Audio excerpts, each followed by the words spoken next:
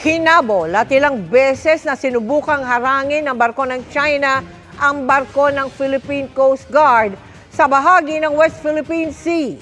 Sa gitna yan ng mismong maghatid ng ayuda sa mga Pilipinong mangingisda sa West Philippine Sea.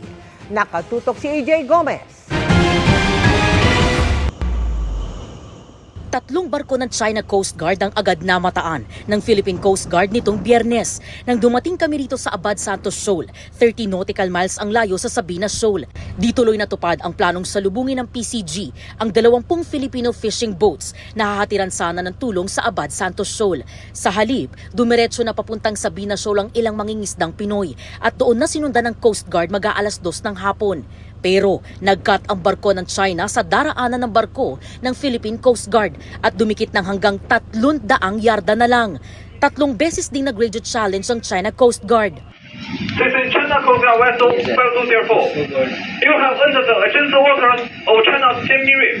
Leave immediately. Philippine vessel 4411. This is China Coast Guard vessel 5204. You have entered the adjacent waters of China's Tianmin Reef. Itinuloy ng Coast Guard ang misyon pero muling namataan ng barko ng China Coast Guard mag-aalas 5 ng hapon. Hinabol nito ang barko ng Philippine Coast Guard sa kanang bahagi nito. Hanggang sa ikat nito ang Philippine Coast Guard na napilitang huminto. You do not possess any legal authority to patrol within the Philippines Exclusive Economic Zone. You are directed to depart immediately and notify us of your intentions. Pasado alas 5 ng madaling araw ngayong Biyernes, December 12, na makarating itong vessel ng Philippine Coast Guard na aming sinasakyan dito sa Abad Santos Shoal. Agad namataan ng PCG ang 3 vessel ng China Coast Guard. Sa mga punto pong ito ay pinalilibutan o pinaliligiran na po ng CCG itong vessel ng PCG, gayon din ang vessel ng mga Pilipinong mangingisda.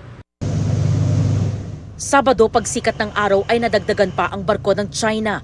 Bukod sa 4 na barko ng China Coast Guard, ay meron ding isang Chinese militia vessel.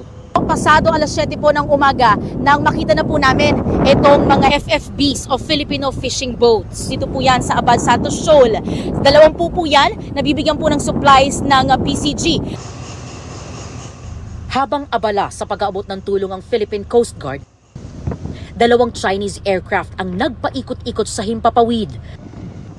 Pagsapit ng hapon, nilaunch naman ng Philippine Coast Guard ang Islander 251 para sa Maritime Domain Awareness Flight nito sa vicinity ng Abad Santos Shoal. Mag-aalas 7 po ng umaga ngayong linggo, December 14, sa pag-andar po ng sinasakyan namin PCG vessel dito po sa vicinity ng Abad Santos Shoal ay nakalalapit po itong China Coast Guard vessel na 23520 na aabot po sa tinatayang 200 meters. Kung aatras po itong PCG vessel ay aatras din po itong CCG vessel. Talaga pong malapitang minomonitor ng CCG ito pong PCG.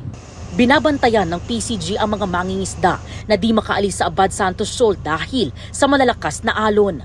Ayon sa PCG, kailanman ay di patitinag ang Pilipinas sa anumang pangaharas ng China, lalo na sa mga Pilipinong mangingisda. Siniguro ng PCG na katuwang ang iba pang ahensya ng gobyerno na ipagpapatuloy ang pagpapatrolya sa West Philippine Sea. Ang ating pong Philippine Coast Guard, despite of our limited assets, we're going to strategically deploy our vessels in those areas na alam nating pinupuntahan ng ating mga mangingisdang Pilipino.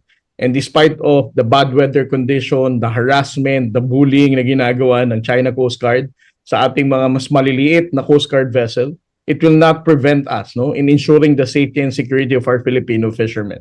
Mula rito sa West Philippine Sea at para sa GMA Integrated News, EJ Gomez, nakatutok 24 oras.